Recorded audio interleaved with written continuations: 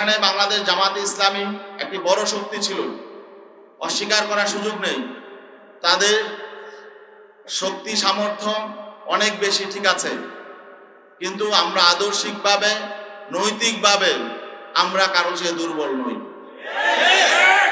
আজকে আমাদের দুঃখজনক বাস্তবতা হলো আমরা অবাক বিস্ময়ের সঙ্গে দেখলাম জামাতে ইসলামী সম্মানিত আমির জনাব ডাক্তার শফিকুর রহমান তিনি স্পষ্ট করে বলেছেন যে তারা ক্ষমতায় গেলে প্রচলিত আইন অনুযায়ী রাষ্ট্র পরিচালনা করবেন।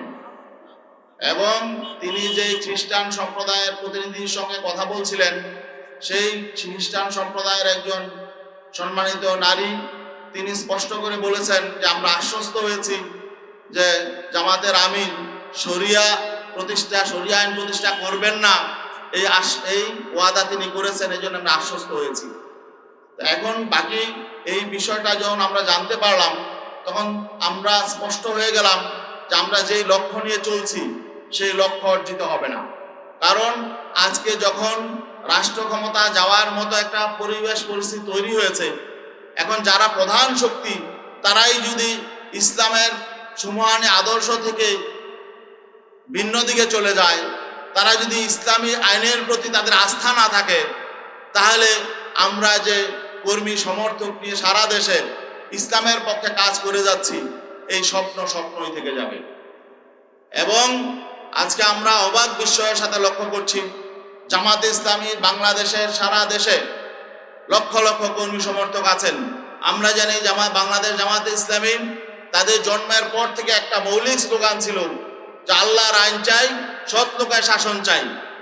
এখন যখন ক্ষমতায় যাওয়ার মতো অবস্থা তৈরি হয়েছে তখন তারা আল্লাহর আইন থেকে সরে গেলেন।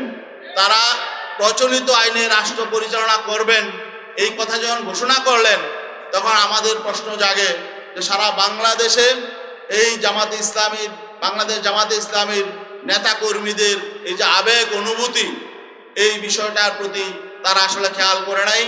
আমাদের যেটা মনে হয়েছে তারা ক্ষমতাটাকেই একমাত্র মুখ্য মনে করছে। তো এখন আমরা আসলে তাদের ক্ষমতায় যাওয়ার পথে বাধা হতে চাই না। আমরা বিনয়ের সাথে বলতে চাই আমরা এই প্রচলিত আইনে বিগত 54 বছর রাষ্ট্র পরিচালিত হয়েছে। এই প্রচলিত আইনে শান্তি প্রতিষ্ঠায়, কল্যাণ প্রতিষ্ঠায় প্রচলিত আইন ব্যর্থ হয়েছে। এই প্রচলিত আইন বৈষম্য তৈরি করেছে। অন্যায় অবিচারের মূল হলো প্রচলিত আইন। অতএব আমরা তো সবসময় বলে আসছি প্রচলিত আইন পরিবর্তন করে সেখানে আল্লাহর দেয়া আইন এবং ইসলামের সুমহান আইন যেটা সকলের জন্য সমান এবং ধর্মবর্ণ নির্বিশেষে সকলের অধিকার প্রতিষ্ঠা করবে, আমরা তো সেই আইন প্রতিষ্ঠার জন্য আন্দোলন করি।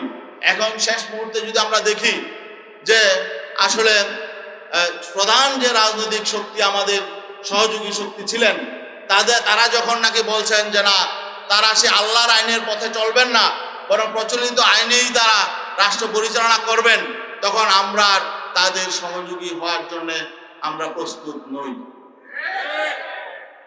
এই জন্যে আমরা মনে করছি এটা আমাদের এই ইসলামপন্থী শক্তির সামনে আমাদের তুলে ধরা দরকার। এই জন্যে আমরা তাদের আবেগের প্রতি শ্রদ্ধা জানাই। অনেকেরই অনেক রকম আবেগ তৈরি হয়েছিল, এই ঐক্যকে নিয়ে আমরা তাদের প্রতি সম্মানের শ্রদ্ধা জানাই। আর বিশেষ করে এখনো পর্যন্ত যারা জোটবদ্ধ আছেন, সেখানে আরো ইসলামী সংগঠন আছেন, তাদের প্রতি আমরা শ্রদ্ধা জানাই। তাদের প্রতি আমাদের কোনো বিরূপ ধারণা নেই। তবে আমি তাদেরকে বিনয়ের সাথে অনুরোধ করব, তারা যাতে এই যে জামাতে ইসলামীর প্রধান যে বক্তব্যটা দিয়েছেন এইটার ব্যাপারে যদি তাদের নীতি আদর্শের সাথে সাংঘর্ষিক তারা মনে করেন, তারা যাতে একটু ক্লিয়ার হয়ে নেন। আরেকটি বিষয়, এটা ছিল আমাদের আদর্শিক বিষয়, আর একটা রাজনৈতিক বিষয়ও এখানে আছে। কারণ শুধু একটি কারণেই আমাদের অবস্থান নয়, আরো বেশ কিছু কারণ আছে। মৌলিক কারণগুলো আমি বলছি। রাজনৈতিক বিষয় হলো যখন আমরা একই পথে হাঁটবো, আমরা যখন সমঝোতার ভিত্তিতে নির্বাচন করব, আমরা যখন আগামীতে পার্লামেন্টে যাব, তখন আমাদের ভোট নিয়ে যারা পার্লামেন্টে যাবেন, আমরা যাদের ভোট নিয়ে পার্লামেন্টে যাব, তাদের পারস্পরিক সমঝোতা, সমন্বয়, সম্মানবোধ থাকতে হবে।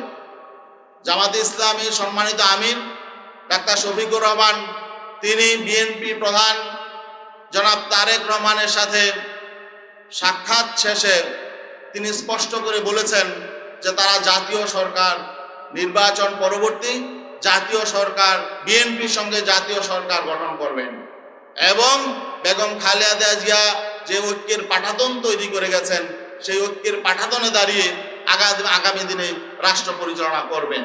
এখন আমাদের প্রশ্ন হলো, এই যে তিনি একটি অ্যালায়েন্সে আছেন, একটি সমঝোতায় আছেন, এটা একটি মৌলিক প্রশ্ন, আগামীতে জাতীয় সরকার হবে নাকি কোন সরকার হবে, এটা একটা মৌলিক প্রশ্ন।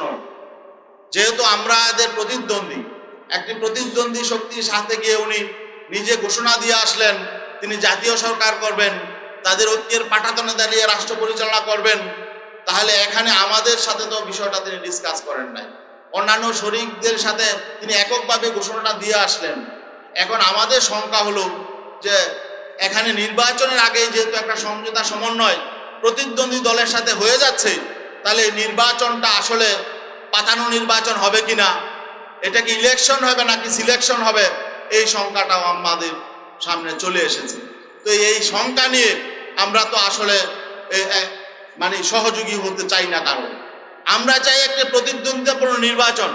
বাংলাদেশে স্বাধীনতা পরবর্তী যে নির্বাচনী যে কলঙ্ক হয়েছে সেই কলঙ্ক থেকে আমরা বেরিয়ে আসতে চাই। আর আমরা এমন সমঝোতার নির্বাচন, নিজেদের মধ্যে ভাগাভাগির নির্বাচন এবং সিলেকশনের নির্বাচন, এটা আমরা চাই নাই, মানুষ এটা চায় না, কিন্তু আমরা সেই আশঙ্কা করছি। সেই আশঙ্কা থেকেও আমরা শঙ্কিত যে আগামী দিনে আসলে সুষ্ঠু, নিরপেক্ষ, গ্রহণযোগ্য নির্বাচন হবে কিনা, নাকি আমাদের সাথে ঐক্য করে তলে তলে আবার ভিন্ন রকম কিছু হবে, এই আশঙ্কাটাও আমাদের মধ্যে দেখা দিয়েছিল। তো এই জন্যে আসলে আমরা মনে করছি এগুলো জনগণের সামনে প্রকাশ করা দরকার। জনগণও বুঝতে পারছে, উপলব্ধি করছে। আমাদের কাছে বিভিন্ন দিক থেকে বিভিন্ন সংবাদ আসছে, বিভিন্ন রাষ্ট্রের সাথে বিভিন্ন পরিকল্পনা করা হচ্ছে, কি হচ্ছে এটাও আমরা জানি না। এখন বিশ্বস্ত এখানে সমঝোতা সমন্বয় হতে হলে, ঐক্য হতে হলে পারস্পরিক শ্রদ্ধা, বিশ্বাস, আস্থা লাগে। আমরা আস্থা, বিশ্বাস, শ্রদ্ধার জায়গা যখন ভেঙে যায় তখন তো আসলে সেখানে ঐক্য টিকে না। এই জন্যে আমি ইসলামী আন্দোলন বাংলাদেশের মোহতারাম আমিরের পক্ষ থেকে আদিষ্ট হয়ে আজকে আপনাদের সামনে এই কথাগুলো বললাম। আপনাদের যদি আরো কোনো ব্যাপারে কোনো প্রশ্ন থাকে, ও আরেকটা বিষয়, আমাদের যেহেতু 268 আসনে ক্যান্ডিডেট আছে আর 32টা আসন এখনো ফাঁকা আছে, এই 32 আসনেও আমরা সমর্থন দিব। সেখানে কাদেরকে আমরা সমর্থন দিব সেটা আমরা মনোনয়নপত্র প্রত্যাহারের পরে আমরা ডিসাইড করব। আমাদের নীতি, আদর্শ এবং লক্ষ্যের সাথে যাদের মিল হবে, তাদের সাথে সহযোগ্য ক্যান্ডিডেট, তাদেরকে আমরা ইনশাল্লাহ সমর্থন দিব। এবং আমরা আশাবাদী গোটা বাংলাদেশের 300 আসনেই আমাদের পক্ষের ক্যান্ডিডেট থাকবে ইনশাল্লাহ, যাতে ওয়ান বক্স, যাতে পিসাব চরমোনাই ইসলামের পক্ষে ওয়ান বক্স, সেটা যাতে সঠিক বাস্তবায়ন আগামী নির্বাচনে থাকে, এই জন্য আমরা ইনশাল্লাহ এই ব্যবস্থা আমরা করব। সবাইকে ধন্যবাদ।